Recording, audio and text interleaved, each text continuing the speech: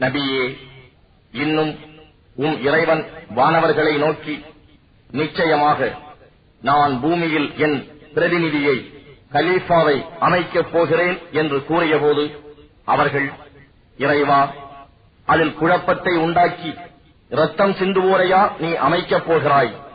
இன்னும் நாங்களோ உன் புகழ் ஓதியவர்களாக உன்னை துதித்து உன் பரிசுத்தத்தை போற்றியவர்களாக இருக்கின்றோம் என்று கூறினார்கள்.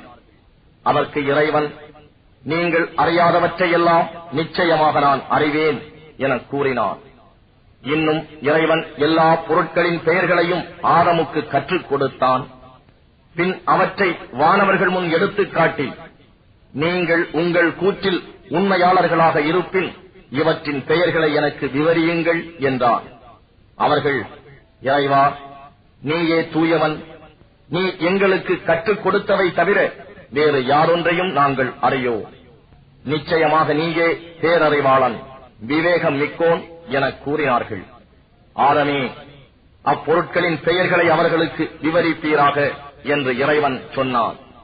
அவர் அப்பெயர்களை அவர்களுக்கு விவரித்த போது, நிச்சயமாக நான் வானங்களிலும் பூமியிலும் மறைந்திருப்பவற்றை அறிவேன் என்றும், நீங்கள் வெளிப்படுத்துவதையும் நீங்கள் மறைத்துக் கொண்டிருப்பதையும் நான் அறிவேன் என்றும் உங்களிடம் நான் சொல்லவில்லையா என்று இறைவன் கூறினான்.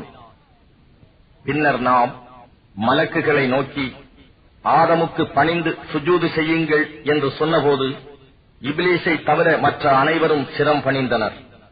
அவன், இப்லீஸ், மறுத்தான், ஆணவமும் கொண்டான். இன்னும் அவன் நிராகரிப்பவர்களை சார்ந்தவனாகிவிட்டான். மேலும் நாம், ஆதமே, நீரும் மனைவியும் இச்சுவனபதியில் குடியிருங்கள். மேலும் நீங்கள் இருவரும் விரும்பும் வளமானவற்றையெல்லாம் விரும்பிய இடங்களில் உண்ணுங்கள். ஆனால் நீங்கள் இருவரும் இம்மரத்தை நெருங்கவும் வேண்டாம். அப்படி செய்தீர்களானால் நீங்கள் இருவரும் அக்கிரமக்காரர்களில் இன்றும் ஆகிவிடுவீர்கள் என்று சொன்னோம். இதன் பின் ஷைத்தான் அவர்கள் இருவரையும் அதிலிருந்து வழி தவறச் செய்தான். அவர்கள் இருவரும் இருந்த நிலையிலிருந்து வெளியேறுமாறு செய்தான். இன்னும் நாம், நீங்கள் யாவரும் இங்கிருந்து இறங்குங்கள், உங்களில் ஒருவருக்கொருவர் பகைவராக இருப்பீர்கள். பூமியில் ஒரு குறிப்பிட்ட காலம் வரை உங்களுக்கு தங்குமிடமும் வாழ்க்கை தேட்டத்துக்கு உரிய தலமாகவும் இருக்கும் என்று கூறினோம்.